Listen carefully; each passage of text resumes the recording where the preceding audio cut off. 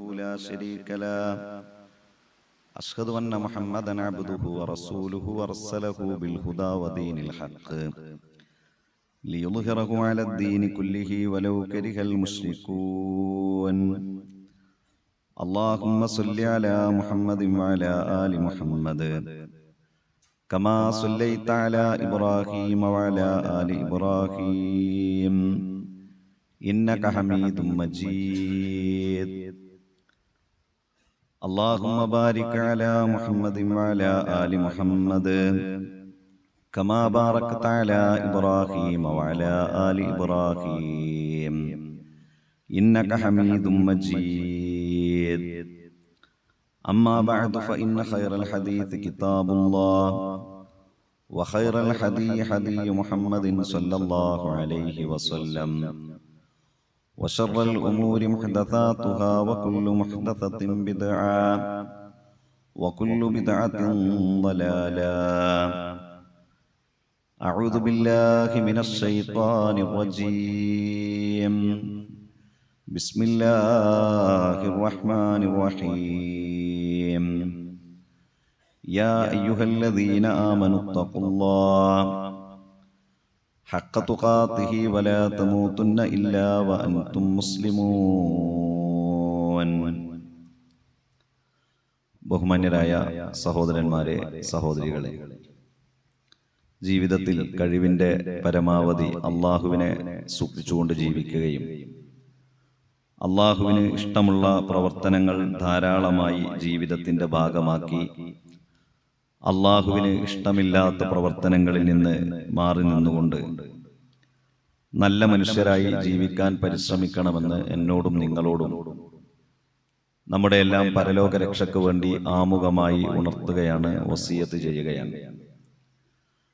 മരണപ്പെടുന്ന സമയത്ത് ലാ ഇലാഹ ഇല്ലല്ലാ എന്ന കലിമത്തു തൗഹീദ് ഉച്ചരിച്ചുകൊണ്ട് മരിക്കാനുള്ള സൗഭാഗ്യം റഹ്മാനും റഹീമുമായ റബ്ബ് നമുക്കെല്ലാവർക്കും പ്രദാനം ചെയ്യുമാറാകട്ടെ.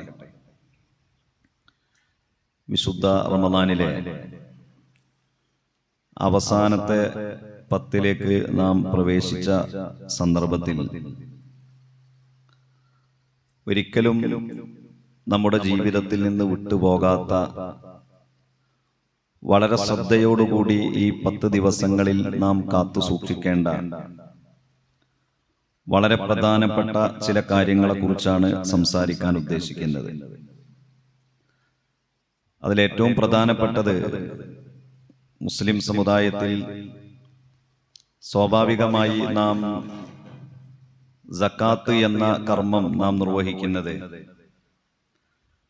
റമദാനിലാണ് നാം നിർവഹിക്കാറുള്ളത്. റമദാനിൽ തന്നെ നിർവഹിക്കണമെന്നില്ല, എന്നാൽ റമദാനിലാണ് നമ്മുടെ സക്കാത്ത്. അത് അതിൻ്റെ കണക്കും കൃത്യതയും ഒക്കെ മനസ്സിലാക്കിക്കൊണ്ട് നാം നൽകുകയും ആ കാര്യത്തിൽ കൂടുതൽ ശ്രദ്ധ കാണിക്കുകയും ചെയ്യാറുള്ളത്. സക്കാത്ത് എന്നത് നാം ഇപ്പോൾ നിർവഹിച്ചുകൊണ്ടിരിക്കുന്ന നോമ്പിന് മുൻപ് നമ്മുടെ വിശ്വാസ കാര്യങ്ങളിൽ, ഇസ്ലാം കാര്യങ്ങളിൽ അല്ലാഹു സുബ്ഹാനഹു വ തആല പറഞ്ഞ ഒന്നാണ്. 5-ാമത്തേത് ഹജ്ജും, 4-ാമത്തേത് നോമ്പും, 3-ാമത്തേത് സക്കാത്താണ്, 2-ാമത്തേത് നമസ്കാരമാണ്, 1-ാമത്തേത് നമ്മുടെ ഷഹാദത്താണ്. അപ്പോൾ 3-ാമതായിക്കൊണ്ട് ഇസ്ലാം കാര്യങ്ങളിൽ പറഞ്ഞ, നമ്മളൊരു മുസ്ലിമായി അള്ളാഹുവിന്റെ അടുക്കൽ അംഗീകരിക്കപ്പെടണമെങ്കിൽ നിർബന്ധമായി ഫർളായി നാം നിർവഹിക്കുന്ന ഒരു ആരാധനയാണ് സക്കാത്ത് എന്നത്. വിശുദ്ധ ഖുർആനിലെ 32 സ്ഥലങ്ങളിൽ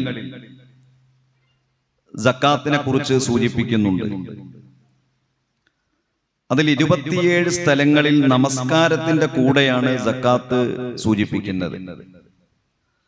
നമസ്കാരം കഴിഞ്ഞ ഉടനെ സക്കാത്തിനെ കുറിച്ച് ചേർത്ത് പറയുന്ന ധാരാളം ആയത്തുകൾ നമുക്ക് ഖുർആനിൽ കാണാൻ സാധിക്കും. അതുകൊണ്ട് തന്നെ സക്കാത്തിനെ കുറിച്ച് നാം ശ്രവിക്കുകയും നാം ശ്രദ്ധിക്കുകയും ഒക്കെ ചെയ്യുമ്പോൾ നമ്മുടെ മനസ്സിലേക്ക് കൊണ്ടുവരേണ്ട ഒരു വൈകാരികത, ഈ സക്കാത്ത് എന്നത് അതിന്റെ പ്രാധാന്യവും അതിന്റെ ശ്രേഷ്ഠതയും അതിന്റെ ഗൗരവവും ഒക്കെ പറയുന്ന ആൾക്ക് ആ പണം കിട്ടാനല്ല എന്നത് നമുക്കെല്ലാവർക്കും അറിയാം. അതല്ലെങ്കിൽ നമ്മൾ ഏതെങ്കിലും ഒരു പക്ഷം ചേർന്നുകൊണ്ടുള്ള സംസാരവുമല്ല. സക്കാത്ത് എന്നത് നമ്മുടെ ഒരു നിർബന്ധ ബാധ്യതയാണ്. അത് ഞാനും നിങ്ങളും ഒക്കെ കൊടുത്തു കഴിഞ്ഞാലേ നമുക്ക് ഈ ലോകത്ത് വളരെ സന്തോഷകരമായ ഒരു അനുഗ്രഹീതമായ, പ്രത്യേകിച്ച് സാമ്പത്തിക വിഷയത്തിൽ ഒരു വളർച്ചയും വിശുദ്ധിയുമൊക്കെ ഈ ദുനിയാവിൽ നമുക്ക് കൈവരിക്കാൻ സാധിക്കുകയുള്ളൂ. ഉള്ള സമ്പത്തിൽ ഒരു സമാധാനവും ഒരു സന്തോഷവും ഒരു ബറക്കത്തുമൊക്കെ ഉണ്ടാകണമെങ്കിൽ പരീക്ഷണങ്ങളില്ലാത്ത ഒരു സമ്പത്തായി മാറണമെങ്കിൽ സക്കാത്ത് നാം നൽകണം. നാളെ പരലോകത്ത് അല്ലാഹുവിന്റെ കോടതിയിൽ രക്ഷപ്പെടണമെങ്കിൽ സക്കാത്ത് എന്നത് നിർബന്ധമായും ഫർളായും നാം കൊടുത്തു വീട്ടി അതിന്റെ കണക്കിനെ കുറിച്ച് ധാരണയുള്ള ആളുകളാകണമെന്നാണ്. നമുക്ക് സ്വന്തമായി വരുമാനമുള്ള ഒരു കാലം നമുക്ക് തന്നെ കണക്ക് കൂട്ടാൻ മരണത്തിനിടയിൽ വളരെ എളുപ്പമാണ്. സത്യത്തിൽ ഒരു 10, 25, 30 വയസ്സൊക്കെ ആകുമ്പോഴേക്കാണ് ഒരു മനുഷ്യൻ ഒരു സക്കാത്തൊക്കെ കൊടുക്കാൻ പറ്റുന്ന ഒരു പ്രാപ്തിയിലേക്ക് അധികം ആളുകളും വളർന്നു വരിക. പിന്നെ ഈ ദുനിയാവിൽ ജീവിക്കുന്ന ഒരു 65, 70, 75, 80 വയസ്സുവരെയൊക്കെയുള്ള ഒരു കാലഘട്ടത്തിൽ വളരെ കുറഞ്ഞ കാലഘട്ടമാണ് യഥാർത്ഥത്തിൽ നമ്മൾ സക്കാത്ത് കൊടുക്കുന്നത്. ഒരു 40 കൊല്ലം 45 പ്രാവശ്യമൊക്കെ ഇവിടെ കൂടിയാൽ നമുക്ക് കൊടുക്കേണ്ടി വരികയുള്ളൂ. അപ്പോൾ ഒരു മനുഷ്യന്റെ ഒരു പേജിൽ ഒരു ഭാഗത്ത് നമുക്ക് തന്നെ എഴുതാൻ പറ്റിയ ജീവിതത്തിന്റെ ഒരു കാലഘട്ടത്തിന്റെ കണക്ക് ഓരോ വർഷവും വളരെ കൃത്യമായി നാം കൊടുക്കേണ്ടതുണ്ട്. ഖുർആൻ പല സ്ഥലങ്ങളിലായി സമ്പത്തിനെ കുറിച്ച് സൂചിപ്പിക്കുന്നുണ്ട്. ഒരു സ്ഥലത്ത് സൂറത്തുൽ ലൈലിൽ സൂചിപ്പിക്കുന്നത്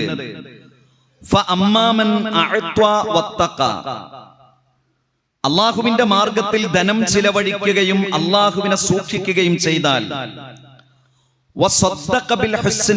ഏറ്റവും സത്യമായതിനെ, ഏറ്റവും നല്ലതിനെ സത്യപ്പെടുത്തുകയും ചെയ്താൽ, ആ മനുഷ്യന് വളരെ സുഖകരമായ എളുപ്പമായ ഒരു മാർഗത്തിലേക്ക് നാം വഴി കാണിച്ചു കൊടുക്കും. എന്നാൽ അമ്മാമൻ ബഖില വസ്തഅന, ആരാണോ ലഭിച്ച സമ്പത്ത് പിശുക്കി വെക്കുന്നത്, എന്നിട്ട് ആ പിശുക്കിൽ എനിക്കാരുടെയും ആശ്രയം ആവശ്യമില്ല, ഞാനൊരു പരാശ്രയനാണ് എന്ന ഒരു കാഴ്ചപ്പാട് ജീവിതത്തിലേക്ക് കൊണ്ടുവരികയും ചെയ്യുന്നത്, ഏറ്റവും നല്ലതിനെ സത്യപ്പെടുത്തുകയും ചെയ്യുന്നത്, ആ മനുഷ്യന് ഏറ്റവും പ്രയാസകരമായ ഒരു മാർഗം നാം ഏർപ്പെടുത്തി കൊടുക്കും. അവൻ മറിഞ്ഞു വീഴുന്ന സമയത്ത്, മരണപ്പെട്ടു പോകുന്ന സമയത്ത്, അവന്റെ ജീവിതത്തിലെ മാരകമായ പ്രയാസങ്ങൾ ഏത് ലോകത്താകട്ടെ അനുഭവിക്കുന്ന സമയത്ത് അവന്റെ സമ്പത്ത് അവൻ ഉപകാരപ്പെടുകയില്ല. അപ്പോൾ ഖുർആൻ വളരെ കൃത്യമായി നമുക്ക് ഗ്രഹിക്കാൻ കഴിയുന്ന തരത്തിലാണ് സമ്പത്തിനെ കുറിച്ചുള്ള കാര്യം പറഞ്ഞിട്ടുണ്ട്. ഒന്നാമത്തേത്, അള്ളാഹു നൽകിയ ധനം, അതിലെ നിർബന്ധമായിട്ടുള്ള ദാനം സക്കാത്ത്, പാവപ്പെട്ടവന്റെ അവകാശം നാം നൽകിയാൽ നമുക്കൊരു സുഖകരമായ മാർഗം അള്ളാഹു കാണിച്ചു തരുമെന്നാണ്. സക്കാത്ത് എന്നാൽ വിശുദ്ധി, വളർച്ച എന്നൊക്കെയാണ് അതിന്റെ അർത്ഥം. അപ്പൊ നമ്മുടെ സമ്പത്തിന് ഒരു വളർച്ചയും ഒരു വിശുദ്ധിയും ആ സമ്പത്തിലൂടെ ഒരു സമാധാനവുമൊക്കെ ഈ ലോകത്ത് നമുക്ക് കൈവരിക്കാൻ കഴിയണമെങ്കിൽ ദാനധർമ്മത്തിന്റെ കാര്യത്തിൽ, സക്കാത്തിന്റെ കാര്യത്തിൽ നാം നല്ല ശ്രദ്ധയുള്ള ആളുകളാകണം. എന്നാൽ ലഭിച്ച സമ്പത്ത് പിശുക്കി വെക്കുന്ന ആളുകൾ, എന്നിട്ട് ഞാൻ പരാശ്രയമുക്തനാണ് എന്ന് വിചാരിക്കുന്നവർ, എന്റെ അക്കൗണ്ടിൽ ഒരു 10 ലക്ഷം രൂപയുണ്ട്, പിന്നെ ഞാൻ എന്തിനു ഭയപ്പെടണം എന്ന് വിചാരിക്കുന്ന ആളുകൾ ഉണ്ടാകും. ഞാനൊരു 5 ലക്ഷം രൂപ എപ്പോഴും എന്റെ അക്കൗണ്ടിൽ അതിങ്ങനെ സേവ് ആക്കി വെച്ചിരിക്കുകയാണ്, അതിങ്ങനെ കരുതി വെച്ചിരിക്കുകയാണ്. മനുഷ്യനല്ലേ, വല്ല ആവശ്യവും വന്നാലോ ആ സമയത്ത് ആരുടെ മുന്നിലും കൈനീട്ടേണ്ടതില്ലല്ലോ എന്നൊക്കെ നമുക്ക് പറയാം. എന്നാൽ അതൊക്കെ പാവപ്പെട്ടവന്റെ അവകാശം കൂടിക്കലർന്ന, മിസ്കീനിന്റെ അവകാശം കൂടിക്കലർന്ന, സക്കാത്തിന്റെ അവകാശികളുടെ അവകാശം കൂടിക്കലർന്ന സമ്പത്താണെങ്കിൽ ഒരു ഇഞ്ചക്ഷൻ അടിക്കാൻ പോലും ആ സമ്പത്ത് തികഞ്ഞുകൊള്ളണമെന്നില്ല. ഒരൊറ്റ ഇഞ്ചക്ഷൻ അടിക്കാൻ ആ സമ്പത്ത് തികഞ്ഞുകൊള്ളണമെന്നില്ല. അത് നമ്മുടെ വെറും ഒരു തോന്നലാണ്. എന്റെ ഏത് പ്രതിസന്ധിയുടെ ഘട്ടത്തിലും ഞാൻ കൂട്ടിവെച്ച, സംഭരിച്ചു വെച്ച സാധുവിന്റെ അവകാശം നൽകാത്ത ഈ സമ്പത്ത് എനിക്ക് ഉപകരിക്കുമെന്നത് നമ്മുടെ വെറും ഒരു തോന്നലാണ്. അതാണ് ഞാൻ സൂചിപ്പിച്ചത്. ഒരൊറ്റ ഇഞ്ചക്ഷൻ അടിക്കാനുള്ള പണം ഡോക്ടർ പറയുകയാണ്, ഇത്ര ലക്ഷം രൂപയുടെ ഇഞ്ചക്ഷൻ നാളെ അടിച്ചാൽ ഇയാൾക്ക് രക്ഷപ്പെടാം. തികഞ്ഞു എന്ന് വരില്ല. നമ്മുടെ അക്കൗണ്ട് നമ്പർ കൊടുത്ത് നമ്മുടെ ഗൂഗിൾ പേയിലേക്ക് ഇതൊന്ന് നൽകണം കേട്ടോ എന്ന് നാം പറയുന്ന, നാം യാചിക്കുന്ന ചില സന്ദർഭങ്ങൾ നമുക്കും ഉണ്ടായേക്കാം. ഒരു സഹോദരി ഈ ഓൺലൈനിലൂടെ, മാധ്യമങ്ങളിലൂടെ അങ്ങനെ പറയാണ്, 2 മക്കൾക്കാണ് വളരെ മാരകമായ രോഗം. ഒരു മകൾ വീട്ടിലാണ്, മറ്റൊരു മകളെയും കൊണ്ട് ഹോസ്പിറ്റലിലാണ്. 60 ലക്ഷം രൂപ ചിലവാണ്, നിങ്ങൾ സഹായിക്കണം എന്ന് പറയുകയാണ്. നമ്മുടെ സമ്പത്തൊന്നും ഇതിന് തികഞ്ഞുകൊള്ളണമെന്നില്ല. കരളിന് പ്രശ്നമാണ്, അതുകൊണ്ട് കരൾ മാറ്റിവെക്കേണ്ടി വരുമെന്ന് പറയുമ്പോൾ മകനെ MBBS വേണ്ടി പഠിപ്പിക്കാൻ സൂക്ഷിച്ചു വെച്ച പണം നമ്മൾ ഹോസ്പിറ്റലിൽ കൊണ്ടുപോയി കൊടുക്കില്ലേ? 6 പ്രാവശ്യം ക്യാൻസർ വന്ന് അങ്ങോട്ടും ഇങ്ങോട്ടും യാത്ര ചെയ്ത് ഹോസ്പിറ്റലിൽ ബില്ലടക്കാനുള്ള പണം നമ്മുടെ അക്കൗണ്ടിൽ ഉണ്ടാകില്ല. നമുക്ക് അല്ലാഹു സുബ്ഹാനഹു വ തആല നൽകിയ സമ്പത്തിൽ പാവപ്പെട്ടവന്റെ അവകാശം കൂടിക്കലർന്നിട്ടുണ്ടോ എങ്കിൽ പ്രയാസകരമായ അവസ്ഥ അല്ലാഹു സുബ്ഹാനഹു വ തആല ഉണ്ടാക്കുമെന്നാണ്. അതാണ് അമ്മാമൻ ബഖില വസ്തഅന, പിശുക്കി വെക്കുന്നു എന്നിട്ട് ഞാൻ പരാശ്രയമുക്തനാണ് എന്ന് വിചാരിക്കുന്നു. എനിക്കാരുടെയും ആശ്രയമില്ല, ആവശ്യമില്ല. വകദ്ദബ ബിൽ ഹുസ്ന, ഏറ്റവും നല്ലതിനെ കളവാക്കുകയും ചെയ്താൽ ഫസനുയസ്സിറുഹു ലിൽ ഉസ്ര, ഏറ്റവും പ്രയാസകരമായ അവസ്ഥയിലേക്ക് അല്ലാഹു ആ മനുഷ്യന് വഴികാട്ടും. വമാ യുഅനി അൻഹു മാലുഹു ഇദാ തറദ്ദ, ആ മനുഷ്യൻ മറിഞ്ഞു വീഴുമ്പോൾ ആ സമ്പത്ത് ആ മനുഷ്യന് ഉപകാരപ്പെടുകയില്ല എന്നതാണ്. അപ്പോൾ സക്കാത്തിന്റെ കാര്യം നാം ശ്രദ്ധിക്കണം. പാവപ്പെട്ടവന്റെ അവകാശം നമ്മുടെ പണത്തിൽ, നമ്മുടെ സ്വർണത്തിൽ, നമ്മുടെ നാണ്യവിളകളിൽ, നമ്മുടെ വരുമാനത്തിൽ, നമ്മുടെ ശമ്പളത്തിൽ ഉണ്ടാകാൻ പാടില്ല എന്ന് നമ്മൾ ഉറപ്പിക്കണം. എല്ലാ ദിവസവും 2 മാലാഖമാർ പ്രാർത്ഥിച്ചുകൊണ്ടേയിരിക്കുന്നു. ഒന്നാമത്തെ മാലാഖ പ്രാർത്ഥിക്കുന്നത് ഫയഖൂലു അഹദഹുമാ അല്ലാഹുമ്മ അഅതി മുൻഫിഖൻ ഖലഫ. ഒരു മാലാഖ പ്രാർത്ഥിക്കുന്നത്, അല്ലാഹുവേ, ഈ ധനം ചിലവഴിക്കുന്ന ആൾക്ക് നീ ഇനിയും കൂടുതൽ സമ്പത്ത് നൽകണമേ, അനുഗ്രഹം നൽകണമേ എന്നതാണ്. മറ്റൊരു മലക്ക് പ്രാർത്ഥിക്കുന്നത് വയഖൂലുൽ ആഖർ വഅഅതി മുംസികൻ തലഫ, അല്ലാഹുവേ, ഈ ധനം നൽകാതെ പിടിച്ചു വെക്കുന്ന ആൾക്ക് നീ നാശം നൽകണമേ എന്ന് പ്രാർത്ഥിക്കുമെന്നാണ്. ഇതൊരു കഥയല്ല, ഇത് വെറുതെ പറയുന്നതല്ല. ഇത് അല്ലാഹുവിന്റെ പ്രവാചകൻ വഹി അനുസരിച്ച് നമുക്ക് പഠിപ്പിച്ചു തരുന്ന ഒന്നാണ്. അതുകൊണ്ട് സക്കാത്തിന്റെ പ്രാധാന്യം വളരെ പ്രധാനപ്പെട്ടതാണ്. ഖുർആനിലെ ഒരായത്ത് ഇങ്ങനെയാണ് തുടങ്ങുന്നത്. അതിന്റെ തുടക്കം തന്നെ വളരെ രസകരമാണ്. വലാ യഹ്സബന്നല്ലദീന യബ്ഖലൂന ബിമാ ആതാഹുമുല്ലാഹു മിൻ ഫളിഹി ഹുവ ഖൈറൻ ലഹും ബൽ ഹുവ ശർറുൻ ലഹും. വലാ യഹ്സബന്നല്ലദീന യബ്ഖലൂന ബിമാ ആതാഹുമുല്ലാഹു മിൻ ഫളിഹി, അല്ലാഹുവിന്റെ നിഅമത്ത് കിട്ടിയിട്ട് അത് പിശുക്കി വെക്കുന്നവർ വിചാരിക്കണ്ട കേട്ടോ. അങ്ങനെയാണ് സ്റ്റാർട്ടിങ്. വലാ യഹ്സബന്നല്ലാഹ വലാ യഹ്സബന്നല്ലദീന യബ്ഖലൂന, പിശുക്കി വെക്കുന്നവർ ഒരിക്കലും വിചാരിക്കണ്ട എന്ത്, ഹുവ ഖൈറൻ ലഹും, ആ പിശുക്കി വെക്കുന്നത് വലിയ ഒരു കാര്യമാണ് എന്ന് വിചാരിക്കണ്ട.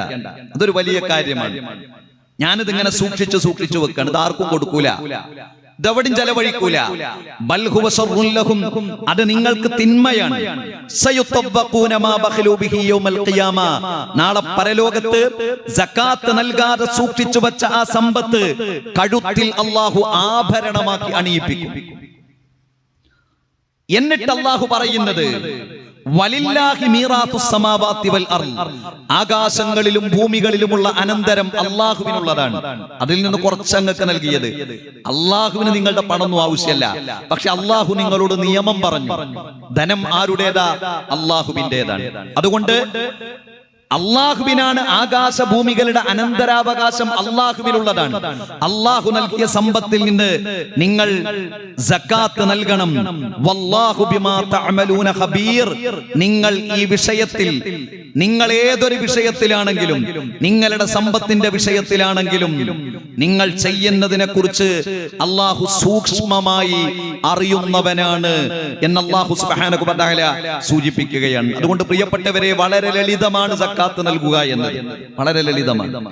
സമ്പത്ത് നൽകുന്നവർ സക്കാത്തിനപ്പുറത്ത് നൽകുന്നവരാണ്. അതവർ കൊടുക്കുന്നുണ്ട്, പക്ഷെ അവരുടെ കയ്യിൽ കണക്കില്ല. അവരങ്ങനെ പറയാം, ഞാൻ അങ്ങനെ കൊടുക്കും, പറ്റൂല. നമ്മൾ ആരങ്ങനെ കൊടുക്കും പറയാൻ? നമ്മൾ കണക്ക് വെച്ച് കൊടുക്കണം. അതാണ് സക്കാത്ത്. നമ്മുടെ വരുമാനത്തെ കുറിച്ച് നമുക്ക് ധാരണയുണ്ടാകണം. അതിന്റെ 2.5%, 5% എത്രയാണെന്ന് നമുക്കറിയണം. അതിന് നമ്മൾ ശ്രമിക്കണം. അതാണ് സക്കാത്ത്. കാരണം സക്കാത്ത് എന്നത് ഒരു ആരാധനയാണ്. നമ്മുടെ വരുമാനമാണോ അത് 595 ഗ്രാം വെള്ളി അല്ലെങ്കിൽ 590 ഗ്രാം വെള്ളി? നമ്മൾ ഈ 5 ഇങ്ങനെ ചർച്ച നടക്കുമ്പോൾ അതിലേക്ക് നമ്മൾ പോകേണ്ടതില്ല. അതെല്ലാ വിഷയത്തിലും ചർച്ച ഉണ്ടാവും. നമ്മൾ നമ്മുടെ തടിമന്നത് ഒഴിവാക്കാൻ നോക്കുക. 1 ഗ്രാം വെള്ളിക്ക് ഏകദേശം 100 രൂപയാണ്. അപ്പൊ അത് വെച്ച് ഒരു 59,000 രൂപ, 60,000 രൂപ ഒരു മനുഷ്യന്റെ അടിസ്ഥാന ചിലവ് കഴിഞ്ഞ് ഒരു വർഷം അയാളുടെ അടുത്ത് സമ്പാദ്യമുണ്ടെങ്കിൽ അയാൾ സക്കാത്ത് കൊടുക്കണം. അതാണ് അയാളുടെ നിസ്വാബ് എന്ന് പറഞ്ഞത്. അതാ നിസ്വാബ്. 590 ഗ്രാം അല്ലെങ്കിൽ 595 ഗ്രാം വെള്ളി, ഏകദേശം ഒരു 59,000 രൂപ. അപ്പൊ നമ്മുടെ ഒരു വർഷത്തെ വരുമാനം നമ്മൾ എടുക്കുക. അതിൽ നിന്ന് നമ്മുടെ ഭക്ഷണം, നമ്മുടെ വസ്ത്രം, നമ്മുടെ പാർപ്പിടം, നമ്മുടെ വാടകയൊക്കെ ആണെങ്കിൽ പാർപ്പിടം, നമ്മുടെ അടിസ്ഥാന ചെലവ് നമ്മൾ കുറക്കുക. ആർക്കും ഒരു വർഷം കഴിയുമ്പോൾ ഒന്നും ഉണ്ടാവില്ല, കടയിരിക്കും. പക്ഷെ നമ്മുടെ ഒരു അടിസ്ഥാന ചെലവ് ആദ്യം തന്നെ നമ്മൾ കൂട്ടണം. എന്നിട്ട് നമ്മുടെ വരുമാനവും കൂട്ടണം. എന്നിട്ടൊരു 60,000 രൂപ, 59,000 രൂപ നമ്മുടെ ആ കുട്ടലിൽ ഇപ്പോൾ കയ്യിലുണ്ടോ എന്നുള്ളതല്ല, നമ്മുടെ കുട്ടലിൽ ബാലൻസ് ഉണ്ടോ എങ്കിൽ ആ മനുഷ്യൻ സക്കാത്ത് കൊടുക്കണം. എത്ര കൊടുക്കണം? 1,00,000 രൂപയുണ്ടെങ്കിൽ 2,500 രൂപയാണ് സക്കാത്ത് ആകെ കൊടുക്കേണ്ടത്. 1,00,000-ന് 2,500 രൂപ. നമ്മളൊക്കെ കൊടുക്കുന്ന പോലാണല്ലോ, പക്ഷെ അങ്ങനെ കൊടുത്തിട്ട് കാര്യമില്ല. നമ്മൾ 2 കാര്യങ്ങൾ ശ്രദ്ധിക്കണം. ഒന്ന്, ചില അടിയന്തര ഘട്ടങ്ങളിൽ നമ്മുടെ മുന്നിലേക്ക് വരുന്ന ചില കേസുകളുണ്ട്. ഫക്കീറാണ്, മിസ്കീനാണ്, കടബാധ്യതനാണ്. ഇങ്ങനെയുള്ള 8 വിഭാഗം ആളുകളെ വിശുദ്ധ ഖുർആൻ സൂചിപ്പിക്കുന്നുണ്ട്. ഈ 8 വിഭാഗങ്ങളിൽ ആരെങ്കിലും ആണെങ്കിൽ അത് കൊടുക്കുമ്പോൾ നമ്മുടെ മനസ്സിൽ നമ്മൾ നിയ്യത്ത് വെക്കണം, ഇത് സക്കാത്താണ്. ഏറ്റവും പ്രധാനപ്പെട്ടത് സക്കാത്ത് എന്നത് നമ്മൾ ഈ മഹല്ലിലാണ്. അപ്പൊ നമ്മൾ അതൊരു മഹല്ലിലേക്ക് ശേഖരിക്കുന്നത് മൂന്നാമതൊരു കൈ അതിൽ ഇടപെടുകയാണ്. കാരണം നമ്മൾ നേരിട്ടല്ല കൊടുക്കുന്നത്. അങ്ങനെ കൊടുക്കേണ്ടത് ചിലതുണ്ടാകാം, എന്നാലും ഒരു സംവിധാനം എന്ന നിലക്ക് വലിയ തോതിൽ നമ്മൾ അതിൽ സഹകാരികളാകണം. അവിടെ നമുക്കൊന്നുമില്ല, വേറൊരാളെ കൊടുക്കണേ, കാരണം അത് പാവപ്പെട്ടവന്റെ അവകാശമാണ്. നമ്മൾ സക്കാത്തിന്റെ പണം നമ്മുടെ കടയിൽ ജോലി ചെയ്യുന്നവർക്ക് സക്കാത്തിന്റെ പണം കൊടുക്കുക, എന്നിട്ടോ അവനെ കൊണ്ട് കൂടുതൽ ജോലി എടുപ്പിക്കുക. കാരണം എന്താ? റമദാൻ മാസത്തിൽ കൂടുതൽ പൈസ തന്നില്ലേ, അത് അതിനുള്ള അല്ല. അത് സാധുക്കൾക്ക് അവകാശപ്പെട്ടതാ, അത് പാവങ്ങൾക്ക് അവകാശപ്പെട്ടതാ. നമ്മുടെ ചില ലാഭങ്ങൾക്ക് വേണ്ടി നമ്മൾ സഹായിച്ചു എന്ന് വരുത്തി തീർക്കുന്നതിനു വേണ്ടി, നമുക്ക് ആളുകൾക്കിടയിൽ ഒരു പ്രൗഢിയും പ്രാധാന്യവും ലഭിക്കുന്നതിനു വേണ്ടി അവിടെയും സക്കാത്തിന്റെ മുതൽ ചിലവഴിക്കുക എന്നത് ശരിയല്ല. അതൊക്കെ നമ്മുടെ മനസ്സുമായി ബന്ധപ്പെട്ടതാണ്. അപ്പൊ അത്രയേ ഉള്ളൂ. ഇത് വളരെ സിമ്പിളാണ്. ആളുകൾ പറയും സക്കാത്ത് എന്ന് പറഞ്ഞ വലിയ സംശയമുള്ള ഒരു സംഗതിയാണ്. അത് ബനു ഇസ്രായേലിന്റെ ചില ചോദ്യങ്ങൾ ഖുർആനിൽ ഇങ്ങനെ പറയുന്നുണ്ട്. എന്നിട്ട് അള്ളാഹു പറയുന്നത് എന്താ പറയുക? അവസാനം അവരങ്ങനെ ഒരു കർമ്മം ചെയ്യാൻ ഉദ്ദേശിച്ചിട്ടില്ല, അതുകൊണ്ടാണ് ആ ചോദ്യം ചോദിക്കുന്നത്. ഓലത് ഉദ്ദേശിച്ചിട്ടില്ല, അപ്പൊ ഇങ്ങനെ ചോദിക്കുകയാണ് ചോദ്യങ്ങൾ. ഇനി നമ്മുടെ കച്ചവടാണെന്ന് വിചാരിക്കുക, വളരെ സുഖമാണ് കച്ചവടാണെങ്കിൽ. ഒന്ന്, നമ്മുടെ സ്റ്റോക്ക് നിലവിൽ എത്രയുണ്ടെന്ന് നോക്കാം, പ്ലസ് നമ്മുടെ ലാഭം എത്ര ഉണ്ട് നോക്കാം. നമ്മളവിടെ ഫർണിച്ചർ ഇതിനൊന്നും വേണ്ട, നമ്മൾ വിൽക്കാൻ വെച്ച സ്റ്റോക്ക് എത്ര ഉണ്ട്, ഒരു വർഷം എത്രയുണ്ട്, ഈ വർഷം ലഭിച്ച ലാഭം എത്രയാണ്, എന്നിട്ട് അതിൽ നിന്ന് നമ്മൾ നിർബന്ധമായി കൊടുക്കേണ്ട ചില ബില്ലുകൾ ഉണ്ടാകും, അത് കുറക്കുക. കറണ്ട് ബില്ല് ഒരു പക്ഷേ അതിന്റെ ബില്ലുകളൊക്കെ ചിലതുണ്ടാവും, അതുകൊണ്ട് കുറക്കുക. ബാക്കി എത്ര ഉണ്ടോ അതിന്റെ 2.5% സക്കാത്ത് കൊടുക്കുക. കഴിഞ്ഞു. വളരെ സിമ്പിൾ ആണ് സക്കാത്ത് എന്ന് പറഞ്ഞാൽ. സ്റ്റോക്ക് പ്ലസ് ലാഭം അത് കൂട്ടുക, നിർബന്ധമായി കൊടുക്കേണ്ട ചില ബില്ലുകൾ അത് കുറക്കുക, 2.5% സക്കാത്ത് കൊടുക്കുക. ഇത്ര പെട്ടെന്ന് കൂട്ടാൻ പറ്റിയ ഒന്നും വേറല്ല. പക്ഷെ നമ്മൾ അതിനിങ്ങനെ സംശയങ്ങൾ ചോദിക്കാൻ തുടങ്ങിയാലോ നമ്മൾ കൊടുക്കൂല, മരിക്കോളം കൊടുക്കൂല. അയാൾ മരിച്ചാലേ ആ സംശയം തീരുള്ളൂ. ആ മനുഷ്യൻ മരിക്കണം എങ്കിലേ ആ ഒരു സംശയം സദസ്സിനോട് വരുള്ളൂ. അതെന്താ അയാൾ കൊടുക്കാൻ വിചാരിച്ചിട്ടില്ല. കൃഷിയാണോ എങ്കിൽ അതിന്റെ വിളവെടുപ്പ് സമയത്ത് നൽകണം എന്ന് പറഞ്ഞു.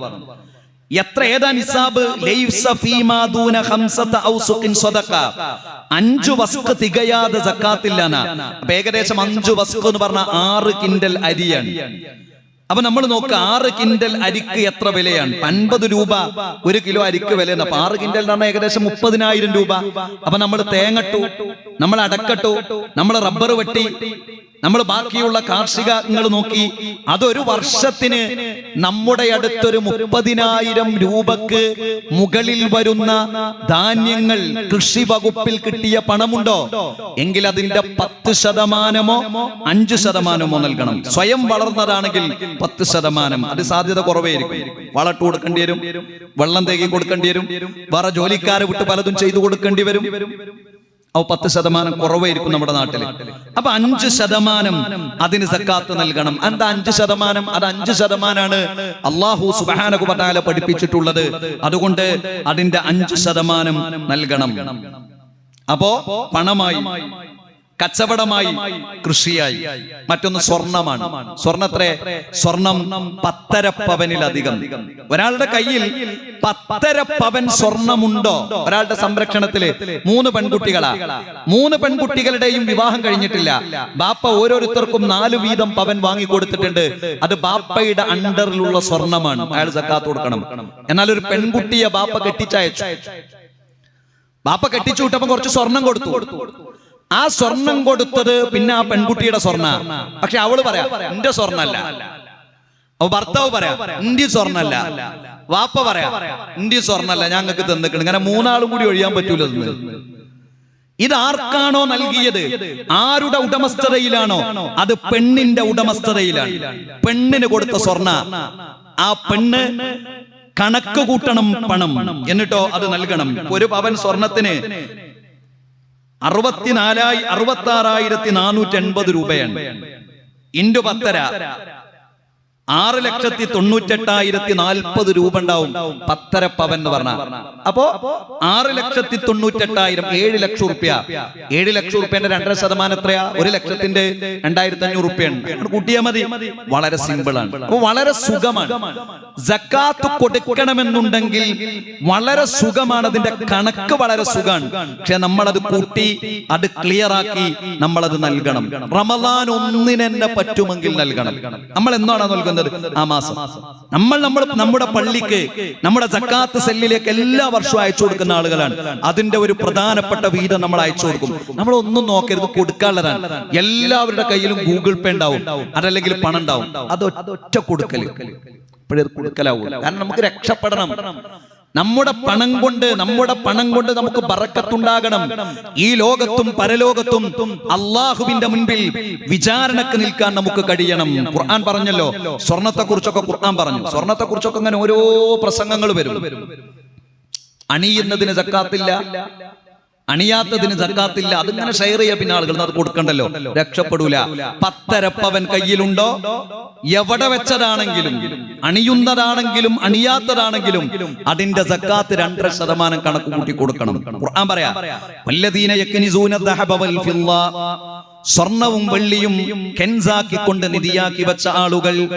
ചില്ലറ കാര്യമാണ്. ഒരു 10-20 പവനൊക്കെ ഒരാളെ കയ്യിലുണ്ടാകുക പറഞ്ഞാൽ മുതലാളിയല്ലേ.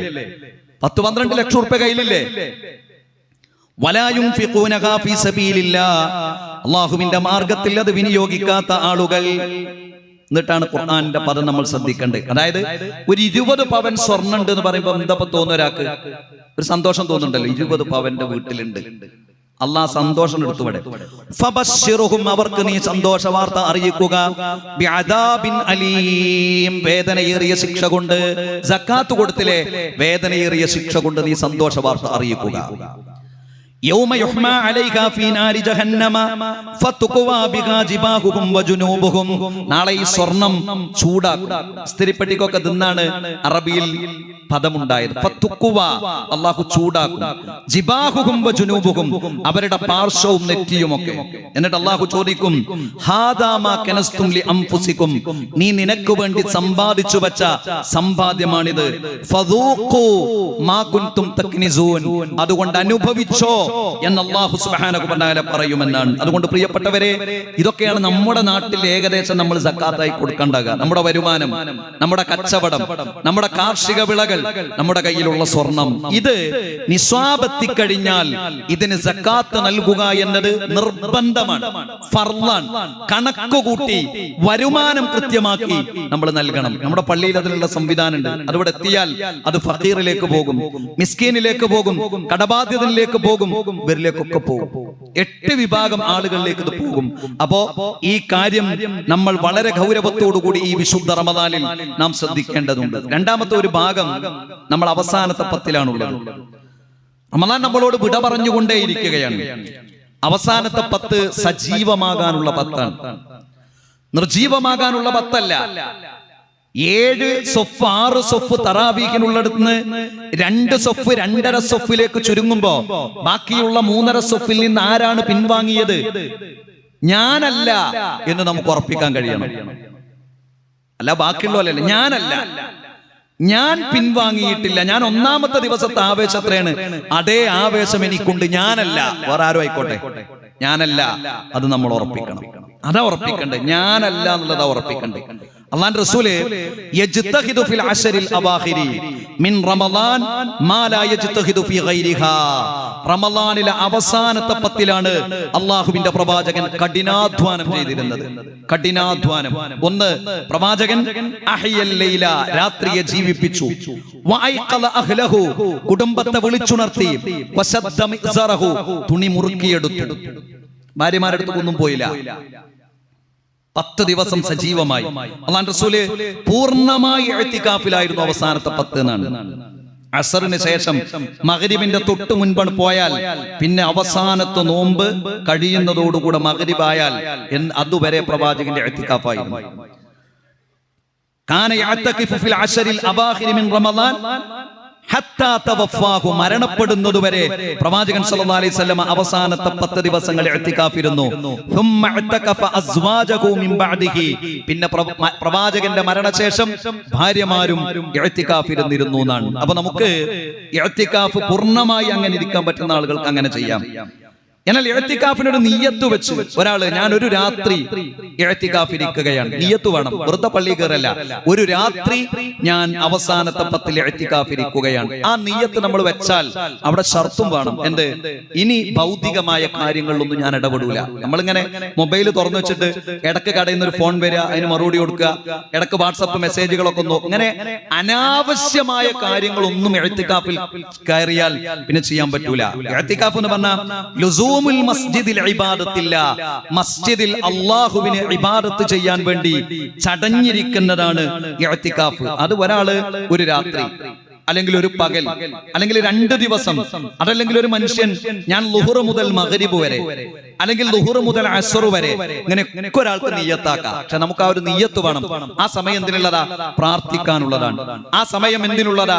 ആരാധനകൾക്കുള്ളതാണ്. ആ സമയം ഖുർആൻ പാരായണത്തിനുള്ളതാണ്.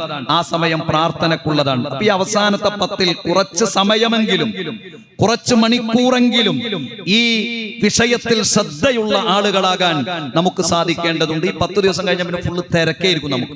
പക്ഷേ ഒന്നൊഴിഞ്ഞിരുന്നാലേ നമ്മുടെ കണ്ണ് നിറയുള്ളൂ. ഒന്നൊഴിഞ്ഞിരുന്നാൽ, ഒരു അസറിന് ശേഷം എല്ലാവരും പള്ളിയിൽ നിന്ന് പോയി, നമ്മൾ കുറച്ചു നേരം പള്ളിയിൽ ഇരുന്നു ഇഅ്തികാഫിന്റെ നിയ്യത്തിൽ, ആരും ഇല്ലാന്ന് വിചാരിക്കുക, അല്ലെങ്കിൽ കുറച്ച് ആളുകളെ ഉള്ളൂ, ഒന്ന് കൈ ഉയർത്തി പടച്ചോനെ എന്ന് പറഞ്ഞാൽ നമ്മുടെ കണ്ണ് നനയും. പക്ഷെ അതിനൊന്ന് ഒഴിഞ്ഞിരിക്കുക എന്നത് വളരെ പ്രധാനപ്പെട്ട ഒന്നാണ്. ലൈലത്തുൽ ഖദർ നിർണയത്തിന്റെ രാത്രി. അല്ലാഹു സുബ്ഹാനഹു വ തആല ലൗഹുൽ മഹ്ഫൂദിൽ നിന്ന് ഒന്നാം ആകാശത്തെ ബൈത്തുൽ ഇസ്സയിലേക്ക് ഖുർആൻ പൂർണ്ണമായി അവതരിപ്പിച്ച ആ നിർണയത്തിന്റെ രാത്രി അവസാനത്തെ പത്തിലാണ്. അത് ഖുർആനിലെ ഒരു സൂറത്താണ്. ഇന്നാ അൻസൽനാഹു ഫീ ലൈലത്തുൽ ഖദർ വമാ അദ്റാക മാ ലൈലത്തുൽ ഖദർ ലൈലത്തുൽ ഖദ്രി ഖൈറും മിൻ അൽഫി ശഹർ. 1000 മാസങ്ങളേക്കാൾ പുണ്യമേറിയ ഒരു രാത്രിയാണത്. തനസ്സലുൽ മലായികത്തു വറൂഹു ഫീഹാ ബിഇദ്നി റബ്ബിഹിം മിൻ കുല്ലി അംർ സലാമുൻ ഹിയ ഹത്താ മത്ലഇൽ ഫജ്ർ.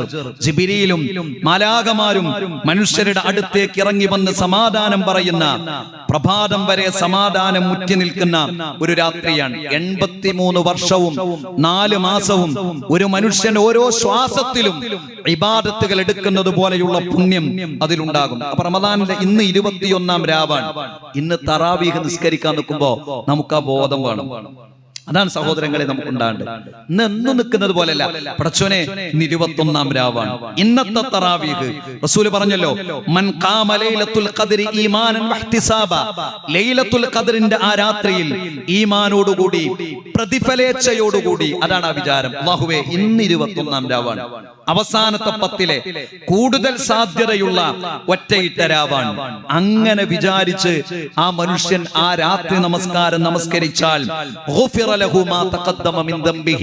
ആ മനുഷ്യന്റെ മുൻകഴിഞ്ഞ ചെറുതും വലുതുമായ എല്ലാ പാപങ്ങളും അല്ലാഹു സുബ്ഹാനഹു വ തആല പുറത്തു തരുമെന്നാണ്. അപ്പൊ ഇന്ന് മുതൽ നമുക്ക് ആ ഒരു നിയ്യത്ത് വേണം. മഗ്രിബ് കഴിഞ്ഞ ഒരു പുതിയ ദിവസം തുടങ്ങണം. മഗ്രിബ് കഴിഞ്ഞാൽ ഏതുവരെ?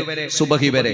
അതാണ് ആ രാത്രിയുടെ സമയം എന്ന് പറഞ്ഞത്. അപ്പൊ നമ്മൾ സജീവമാകണം. അവസാനത്തെ 10ൽ നമ്മൾ പള്ളിയിൽ സജീവമാകണം. ഇഅ്തികാഫ് ഇരിക്കുന്നത് വീട്ടിലല്ല, പള്ളിയിലാണ്. ജുമഅയോ ജമാഅത്തോ നടക്കുന്ന പള്ളിയായാലും മതി. അവിടെ നമുക്ക് ഇഅ്തികാഫ് ഇരിക്കാം, കുറച്ചേരം ഒഴിഞ്ഞിരിക്കാം. ഏറ്റവും ചുരുങ്ങിയത് ഞാനൊരു ദുഹർ മുതൽ ഒരു അസർ വരെ ഇരിക്കട്ടെ, അല്ലെങ്കിൽ അസർ മുതൽ ഇത്ര സമയം വരെ. അത് നമ്മൾ അങ്ങനെ പറഞ്ഞാൽ അത്ര സമയം നമ്മൾ ഇരിക്കണം.